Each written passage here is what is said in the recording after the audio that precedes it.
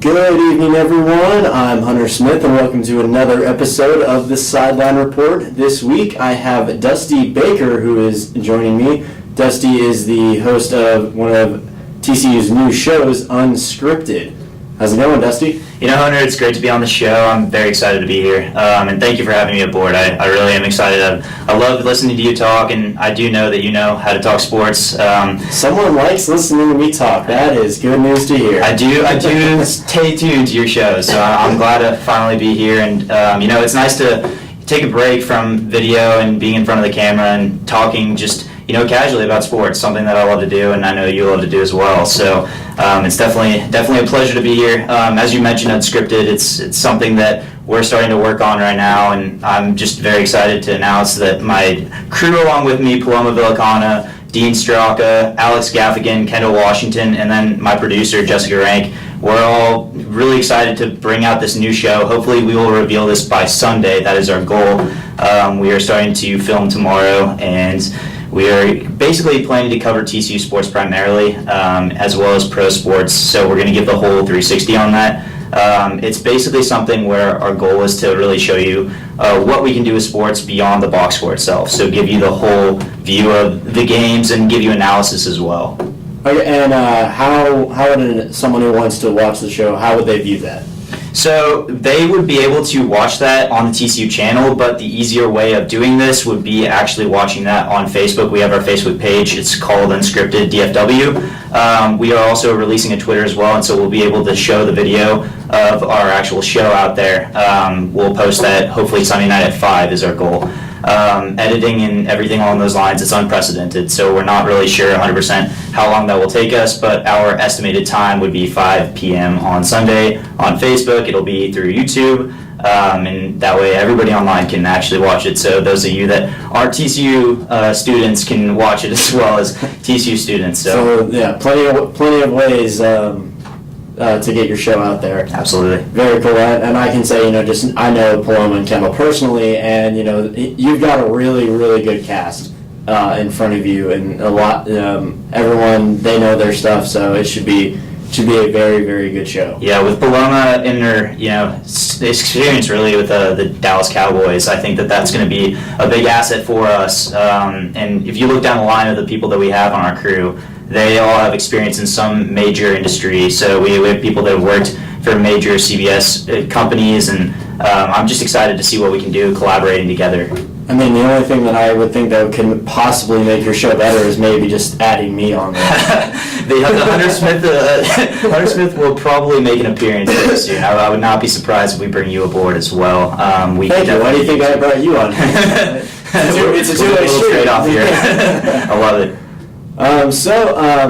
Just to kick the show off, we had one of the, in my opinion, the greatest Super Bowl of all time happen this last weekend, and I mean, I just could not believe that. 28-3, coming back, 25 unanswered points, first Super Bowl to go to overtime, largest comeback in Super Bowl history by a long shot. I think it was 13 points beforehand, and now it's 25. All I have to say about this is those of you that are obsessed with Bovada, that was one of those things that you should have totally bet on that for, because my goodness, betting against Tom Brady is the dumbest thing that you can do. That man has truly proved to me, over time, the passing yards record, he's number 4 for that, number 4 in completions, passing touchdowns. I mean, he's got the whole package, and he can't run. He's not a runner. He can't run, but he can do pretty much anything else. And it's pretty impressive to say that he's been to 7 Super Bowls and he's won 5 of those. Of course, his kryptonite, Eli Manning, he finally got a W there with him being present. He's 1-2 with Eli Manning being present at a Super Bowl. So I mean, it's really, and even with the Eli Super Bowls, it's kind of 2 fluke pass plays that that's the only difference between him being 5-2 and 7-0. Right. And let's not forget the pass play that Brady had too. we can't forget what Edelman did there. That was one of the most incredible plays I've ever seen. I think that was more insane than the helmet catch. It's up there, and to be honest, this is the best game the Super Bowl has ever seen. Yes. It's never gone to overtime before. The only disappointment that I had with this game was the fact that it was a walk-off win where the Falcons didn't get the chance to rebuttal. And I understand a lot of people a lot of people's frustrations with that and the NFL overtime rules. I personally do think that, yes, they probably should go to college style overtime rules, but when you give up 28 or 25 unanswered points, I'm sorry, I'm not going to, blame the overtime rules for that one. Absolutely. Yeah, I look at it as, I think the overtime definitely needs to be looked at a little bit, but I mean, looking at the Super Bowl itself, this was still the greatest one that was ever played. And just with the overtime, at least the NFL has made a step in the right direction, because it used to be it was whoever scores first no matter what. Right. So you can just go down there, get to about the 25, kick a field goal, and you're done. Yeah, exactly. So now it's like, okay, you can't just go down and do the field goal. That doesn't win it right away. You have to score a touchdown or get a safety. Right, and I think that the NFL will take a look at that eventually, hopefully sooner than later. As you mentioned, the college football overtime, I think that's one of the best overtimes that you could ever watch.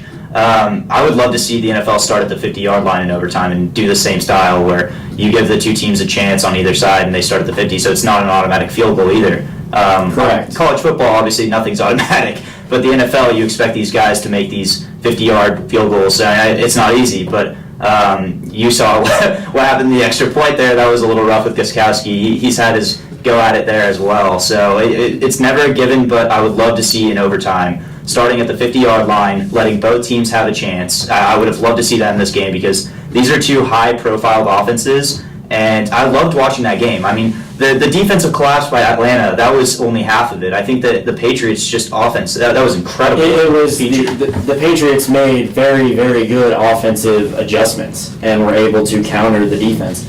And so now I kind of want to move on to my next point, and that is, now Tom Brady has the most Super Bowls out of any quarterback in the history of the Super Bowl era.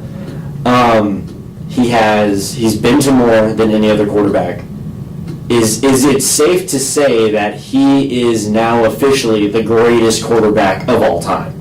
Absolutely. And personally, and I tweeted this out after the game, it's not even a debate anymore.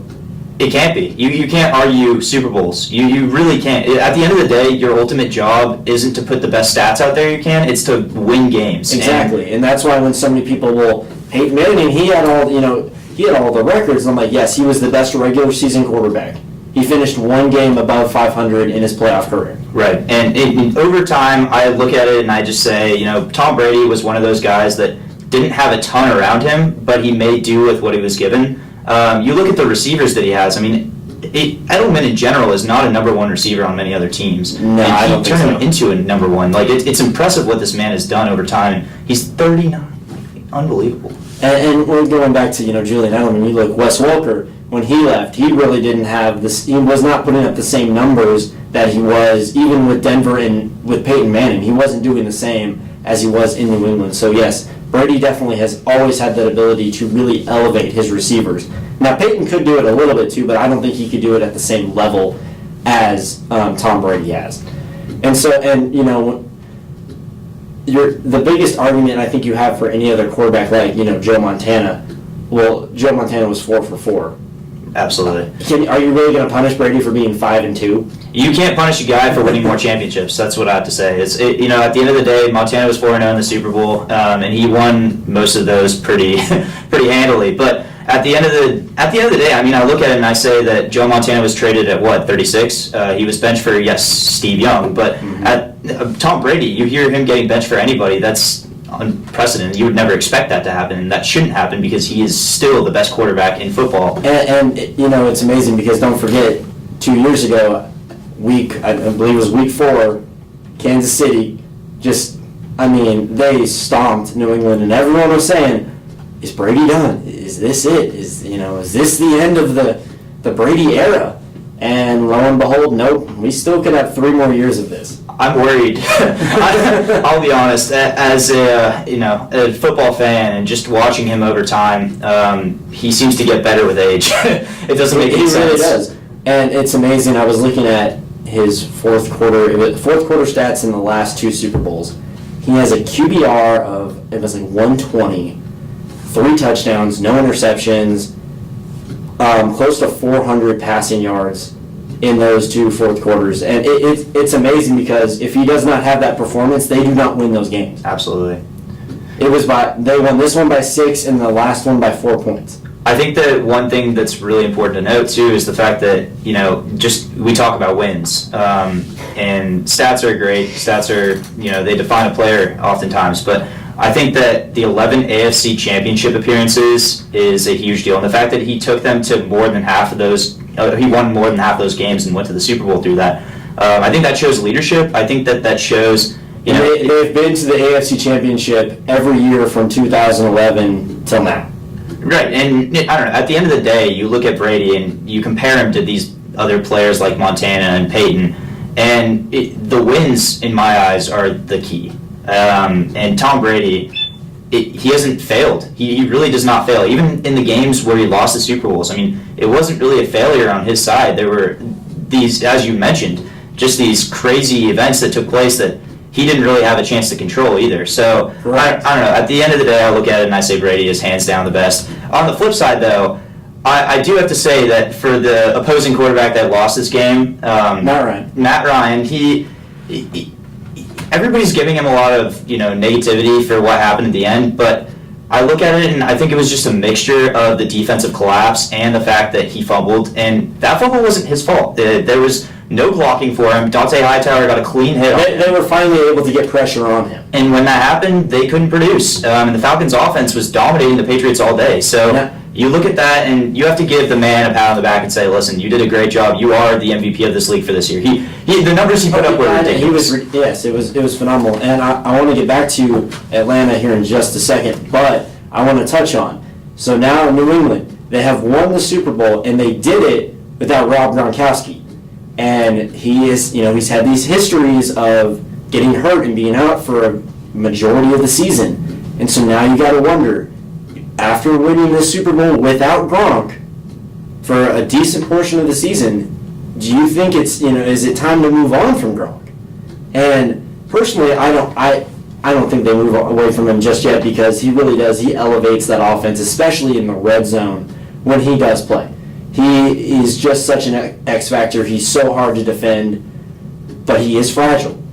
And so I feel like it's now kind of like, okay, you got one more chance, and if you get another injury where you're sidelined for almost half the season, especially the second half of the season, we're going to move on. Right, and I think that, at the end of the day for this as well, Gronkowski is somebody that was an asset for the Patriots for a long time. He played 7 years, but one thing I don't think a lot of people know is that he only played 2 seasons of full 16 game seasons. Because here's the thing, I'm okay with playing 15 or 14 regular season games if you're good to go for the playoffs.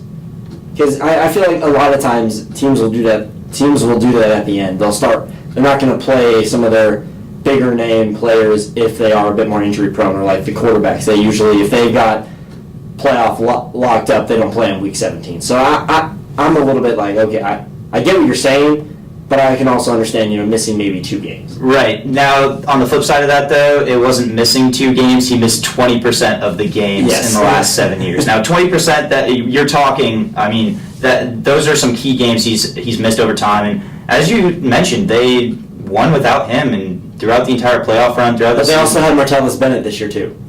That is a good point, because he is going to be a free agent. And I think that when you talk about what they're going to do with Gronkowski, the first thing they need to do is assess whether they're going to re-sign Bennett. He was a huge asset for them. Especially once Gronk got hurt. Absolutely. And I think that Brady turned Bennett into another classic tight end that Brady always uses and makes very average into great. And he used him to his advantage throughout this entire postseason. I actually really enjoyed watching the way that Bennett grew through Brady. I did too, but there was a quote from Bennett that makes me a little hesitant in the fact that New England will re-sign him. He said, I love being a free agent because Super Bowl champions get overpaid, or something along those lines. And I'm like, okay, that's his mindset. He's not coming back to New England because they don't overpay anybody. They underpay most of their players. They find players that you would never expect to be, quality NFL players, and they turn them into Patriots players. They have, I like to compare the Patriots to the St. Louis Cardinals of baseball, because the Cardinals find these players that you just have no idea where they come from, and they turn them into quality players and put them in a lineup that you would never really expect to go far in the playoffs, and somehow the Cardinals go to the playoffs consistently. And I just see the Patriots. I thought you were going to go with San Antonio on that one, but I ain't happy with San Antonio, but we'll get there another time. But I look at the Patriots and I just say, it's impressive what Belichick has done there. You can't give that man enough credit, because at the end of the day, he's the one that's coaching Brady. He's taking these pieces and putting them together and creating not only a good team, but a team that consistently wins. And I think that's what's important to look at with Brady, is the fact that, he's over time gone through Belichick. That's been great. He's an amazing coach. But with Gronk, how is Belichick going to handle, Gronk coming back now, especially with Bennett in mind? And Gronk is not his attitude is not very typical of the Patriot way. He can be very out there, very like, oh, look at me, look at me. Oh yeah, when his shirt was off during the celebration, I think that you knew clearly that man wants some sort of attention. Yes, but I think they've been able to put up with it, because it's like, okay, he's producing for us, he helps us win. But again, it's like, okay, you always seem to be hurt now too. So if you're not going to be that dependable, I think we might see, okay, you need to calm down a little bit with the attitude. Absolutely, I think that he needs to grow up a little bit. He's 28 years old, so you kind of expect even the youth to come out a little bit. But by this time in the league, you would think that he would kind of understand, especially since he's missed so many games, that he really needs to build his place back. He's a talented tight end. He's one of the best in the league, if not the best when he's healthy. But he also needs to know his place in an organization that's very respectable. Yes. Now, you mentioned Belichick, and I just want to get your take on this. One, do you think Bill Belichick is the greatest coach of all time? And who do you think did more for the other? Was it more Brady helping Belichick, or Belichick helping Brady?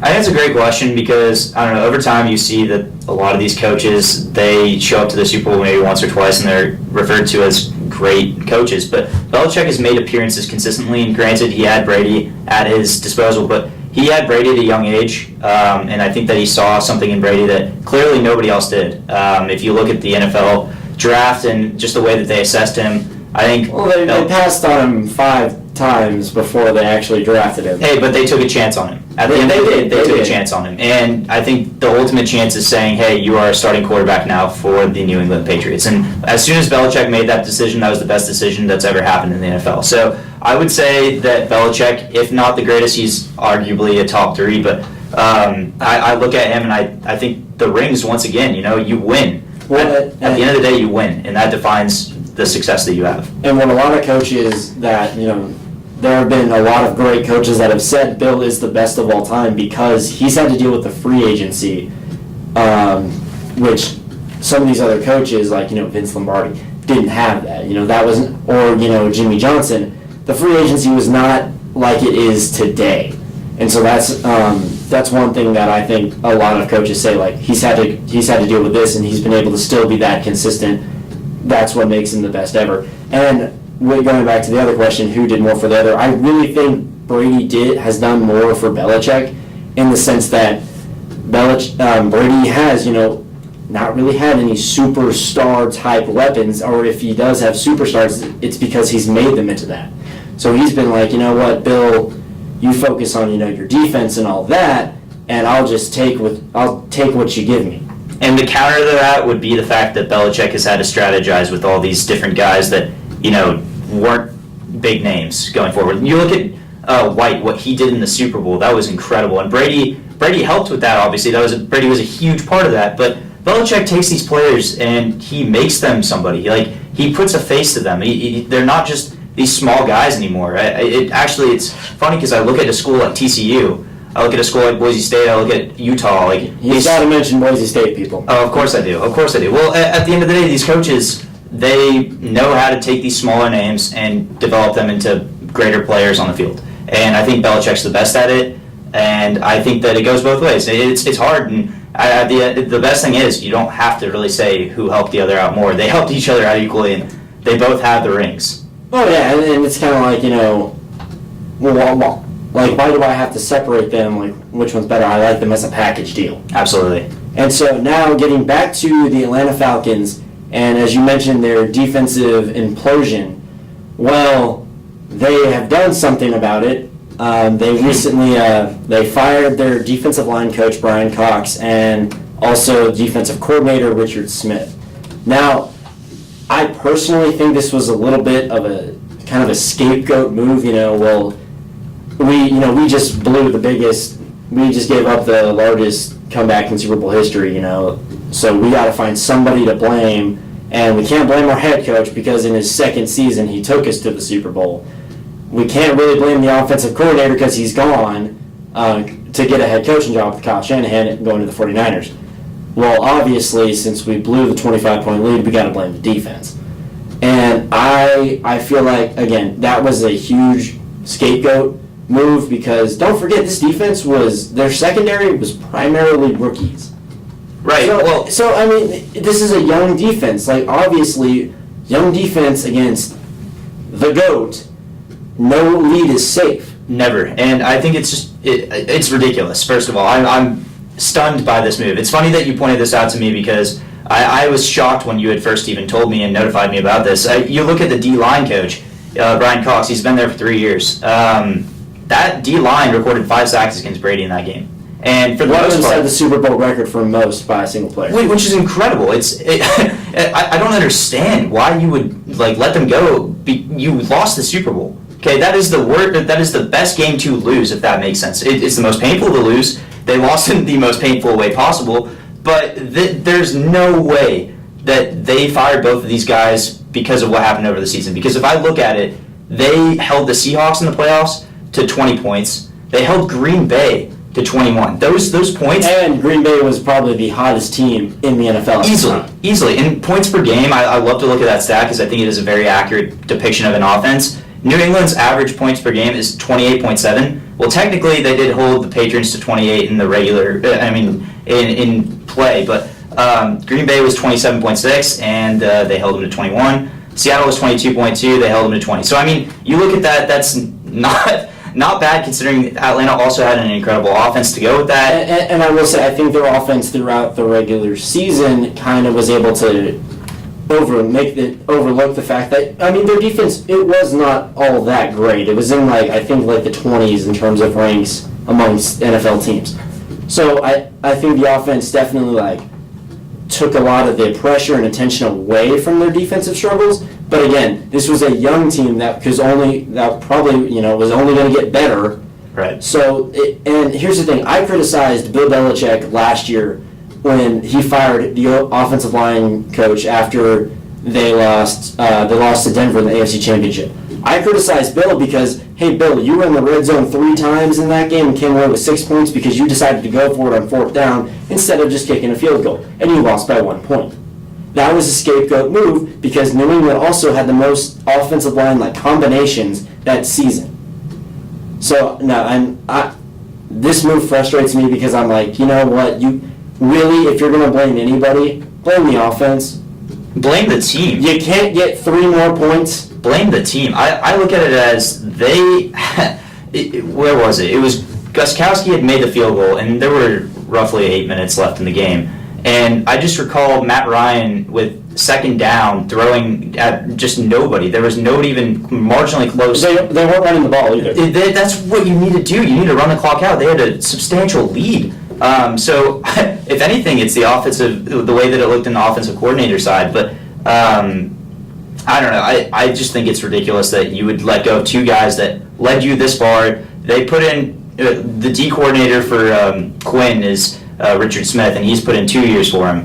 And you're just cutting them off because you do want to point the finger somewhere else, and it's disappointing to me. And don't forget, as the head coach, Quinn he's hearing all the calls, and he was a defensive coordinator for Seattle, so he's defensive minded. If he had there was an issue, he didn't agree with it, he could have, overturned the call and said, we're going to go with this instead. Right, and what I think the most interesting part of these moves is the fact that the Falcons came out and said that they're going to deal with these two positions internally. So you're basically saying to me that you already had the people to solve the problems that you had on the field, but you didn't take advantage of them from the start, and why were those people that were already with those positions, why did they have them ahead of the others? I just think there's a lot of pointing fingers in opposite directions. I just am not a fan of this move at all, and it's disappointing because the Falcons had such a great season, and this is how they're going to choose to end it.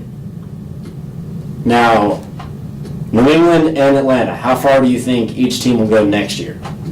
I think it depends a lot. I mean, now you look at the defense for Atlanta, and you got something to fix there. Their secondary is young, so I look for them to kind of improve out there. But clearly, they're going to have to do some looking back on the D-line and figuring out where they can go better with that. But I think that Atlanta is not going to fall back too far. I do think Carolina will make a shift back up. I look for it to happen. I really do. I think they're going to draft Leonard Fournette. That is one move that I would make if I was Carolina. And I could see them making a run back for it. I never sleep on the Saints. That's a team that I just never do because Drew Brees is just as good as many of these other quarterbacks in the league. He just doesn't have a lot to work with. He never does, but he still is another quarterback that takes what he's given and works with it. So he'll put up 400 passing yards and things like that. Easily. He'll put up great performances. The most amazing thing about Drew Brees, actually, we're talking about Brady, and Brady, as we said, is hands down the best quarterback. But if you look at the rankings for passing touchdowns, for yards, for just pass completions,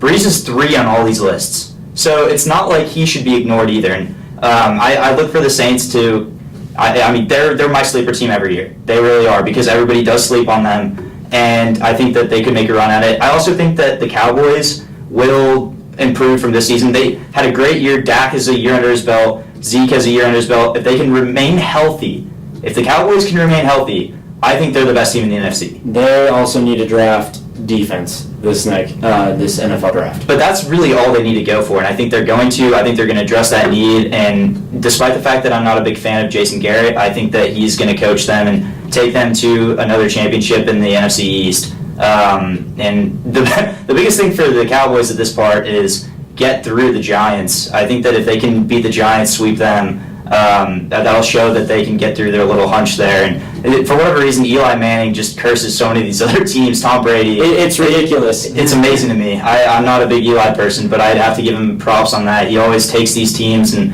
the Giants are a sleeper team every year, I feel like. They just kind of sneak out of nowhere. But I do see the Cowboys winning that, and I think that the division next year, or the conference next year, is going to be between the Cowboys and the Falcons. Yeah, I think the NFC is a lot more competitive, I think, than the AFC. I think Atlanta will make the playoffs.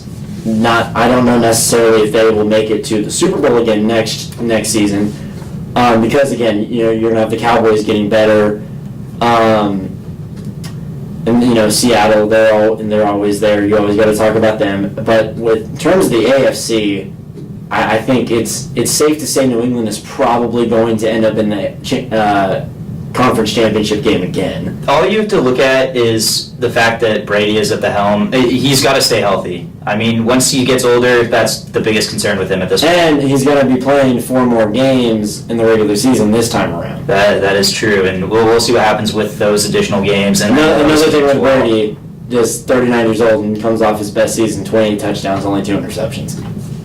Granted, he did play 4 fewer regular season games. All right, so we're going to take a short 2-minute break. Yes, it is incredible. A short 2-minute break, and when we get back, we are going to shift to the college realm of sports. This is the Sideline Report here on 88.7 The Choice. Welcome back to the Sideline Report here on 88.7 KTCU The Choice. With me is Dusty Baker, unscripted host. Sorry, I want to say undisputed because with. Similar sound. It is a little similar. Probably similar dynamic as well, but hopefully not as many interjections and everything else that you got going on there with. Hopefully people will like you a bit more than they like Skip. Yeah, Skip is Skip. You can't really. He's like Manny being Manny. You just gotta let him be himself and give him a microphone, and he's gonna destroy it for an hour. Yep. So last night I was watching TV, and The Dark Knight was on, which is arguably probably my favorite. That's my number one. Yeah, so it's sort of my we're in favorite agreement movie. there. And there was one scene where Alfred is telling Bruce, because you decided to become Batman and challenge these criminals and go after them when no one else would, you caused them to turn to a man that they don't really understand, and that person being the Joker. Well, with Baylor University so tired of being the laughingstock of the Big 12 and wanting to finally get out of that, the joke school with the terrible football program, they turned to a man that they didn't fully understand. And that man being Art Briles. This is a guy, he won at Houston. He's promising us wins. Well, they didn't seem to look at how he runs his program. And Baylor just, it's almost like every month something new is going to come out. Every day. Yes, it's astonishing how much is still coming out. Just recently, and it's 31 athletes committing 52 rapes, and Briles actually dropped his case against the school a day before these reports came out about text messages between him and the other coaches that basically said, he did know about everything, because I think one of the texts was, this kid's not a big time name, so hopefully it'll just go under the radar, or make sure so-and-so doesn't talk to this person, and all these things where he obviously knows. There's no doubt about it now. You can't back up Briles anymore. No. If anybody's out there backing up Briles, I want to have a conversation with them, because, as you mentioned, 52 rapes, that's over the course of 4 years. He hid 4 years of rapes. And I think Baylor has had 100, that's the amount of, I think, convicted cases. Oh yeah, there's over 100 over 100 reports of rape or assault in 2011 to 2015. There was a report that I read the other day that said that these reports of the rape cases could be going on, coming in for the next 2 to 3 months. But there still could be more. And it's just come to my attention that Baylor, they have sold their souls for wins. The sad thing is they can't even say, our university does not reflect the actions of the football program because your former president, Ken Starr, knew about it and didn't do anything. Because, again, just cared about winning. And you look at it now, and it's kind of sad. I mean, you look at Rhodes, the new AD that they hired, and Rule, the new head coach. They know perfectly well what storm they're headed into, and this ain't looking promising at all for the next 10 years of this program. I mean, by the time they retire, this thing may not be solved. It's incredible to me that the NCAA has not stepped in. They haven't done anything. And, the question going around, does Baylor deserve the death penalty? And, the NCAA will probably never enforce that again because of just how much it hurt SMU, which I understand where they're coming from in that situation. But really, what happened at Baylor is probably more of a justified reason to give the death penalty than paying players. Well, and, you mentioned SMU and how the death penalty really affected the school. Baylor deserves it. Yes. It's not like, woe is me, Baylor, poor school, poor university, poor students. This was brought upon themselves by themselves. Yes. It's all thanks to the man, Briles, and this is a storm that will not settle. We had talked about Sandusky in the past, Penn State, you look at the suspensions they had. This is worse. This is arguably the worst that we've ever seen. Because with Penn State, you could argue that not very many people knew what was going on. With Baylor, there's no denying that the entire coaching staff, athletic director, president of the university knew about it and still didn't do anything. And Ken Starr, you know what he's famous for? He was the lead prosecutor against Bill Clinton with Monica Lewinsky in that case. Really?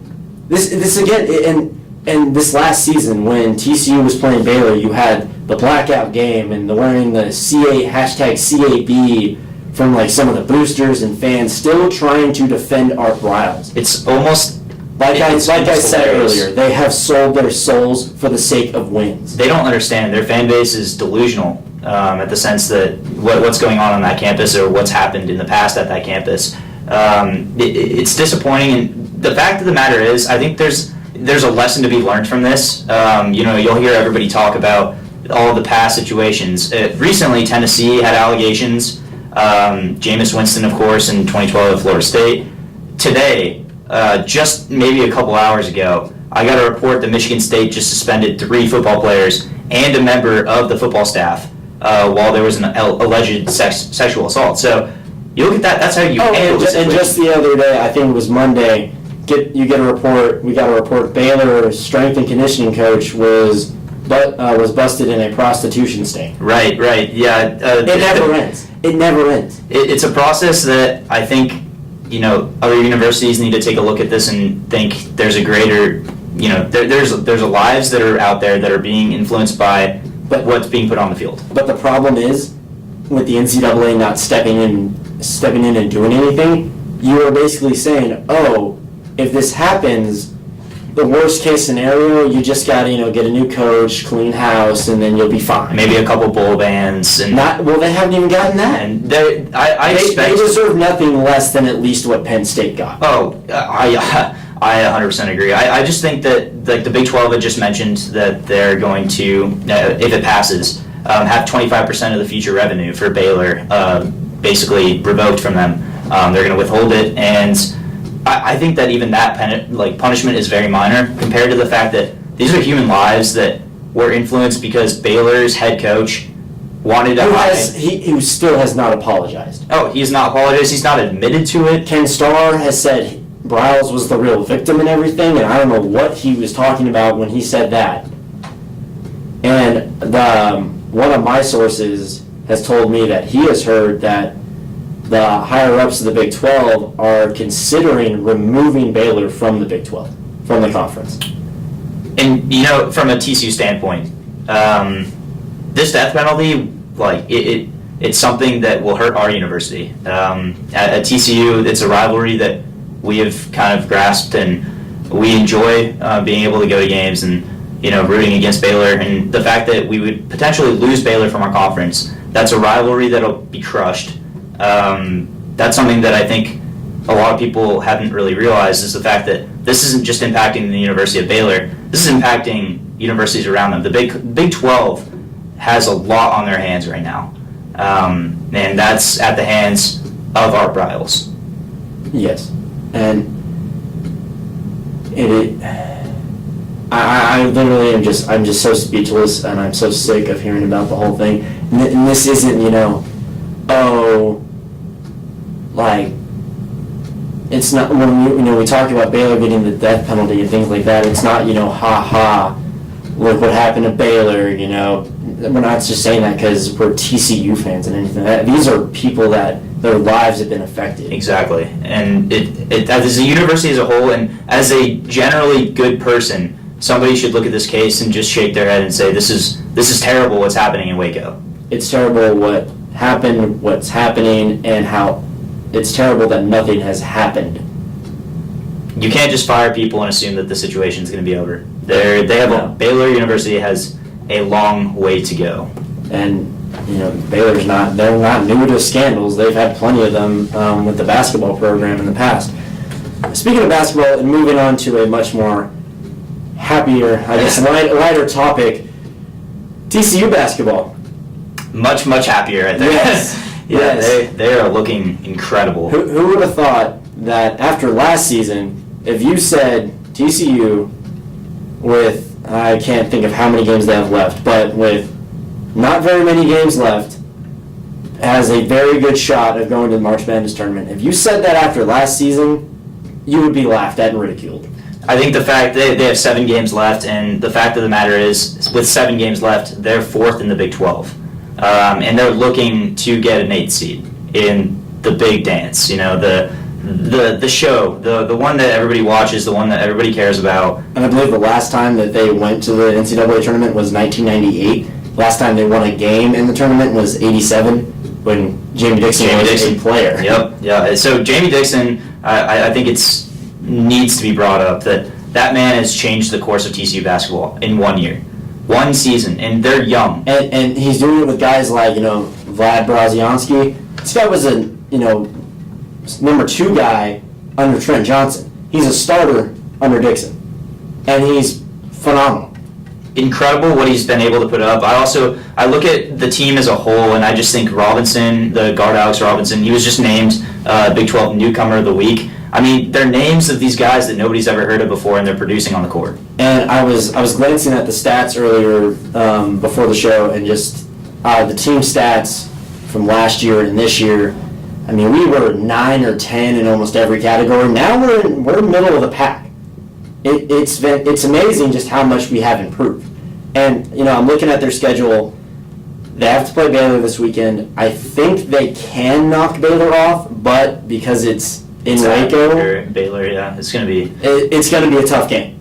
It's going to be, yeah. I look at TCU and I think that there's a lot that's going right for this program. Of course, Baylor, number 1 in the country, being in the best conference, first of all. I think every team in the Big 12 has received top 25 votes. Easily. I mean, Texas Tech, that win over them. Texas Tech is a quality team. I think Tech is better this year than they were last year, and they made the tournament last year.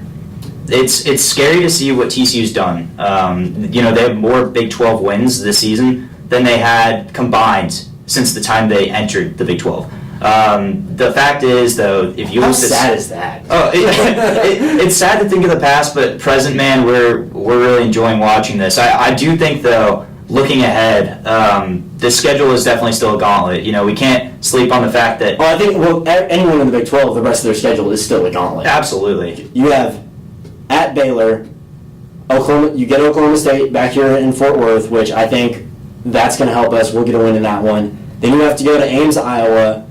We got which that's going to be a tough one. I think don't sleep on them. Don't sleep on them. I know I think we can get the win, but it will be a battle. Then we have to play at Lawrence, Kansas. We're not winning that one.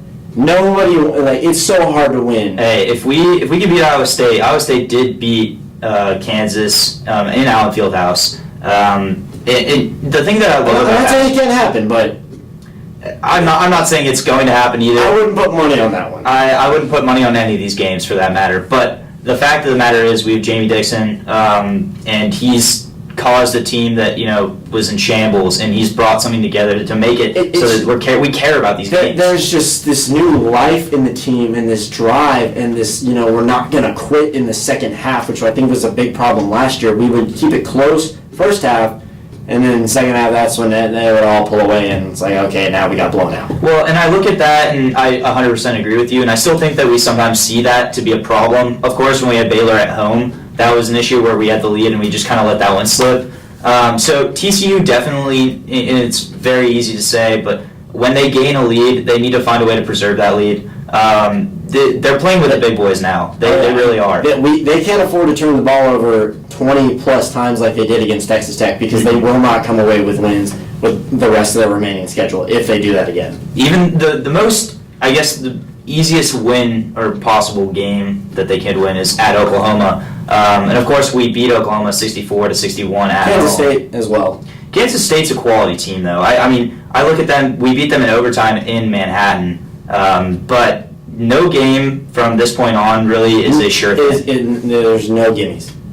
So I don't know. I see TCU finishing either 5-2 or 4-3. I think that with the way that they're playing right now, they're outstanding. I'm very impressed. They will finish with a winning record in the Big 12. And it's going to be in conference play. They could get to 20 wins. I mean, very easily. They win 3 games. They're at 20 wins in the season, which is impressive. I have to say, Jamie Dixon has really turned this program around. And it's only his first year. That's the thing. That's what's scary. This is a young team with Jamie Dixon. Next year, wow, I'm excited to see what these guys can do, because this year here, I will be. Yeah, well, I will be watching, and I will, and I don't know. It's just been very exciting to see what has really happened to a program that didn't have anything before, and all of a sudden it's a completely new team completely new program, and it's all thanks to Jamie Dixon. Now, basketball, it's been a big shock. With baseball coming up, there's not a whole lot of shock in what we're expecting. I think this is the year I think TCU is going to take it all the way in the College World Series. Well, they're definitely projected to. Preseason number 1. In every poll. And there's a reason behind that, too. With as many College World Series appearances as they've made in the last 7 years, I think it goes to show the fact that Jim Schlossnagle has just developed a program that is built to win consistently year in, year out.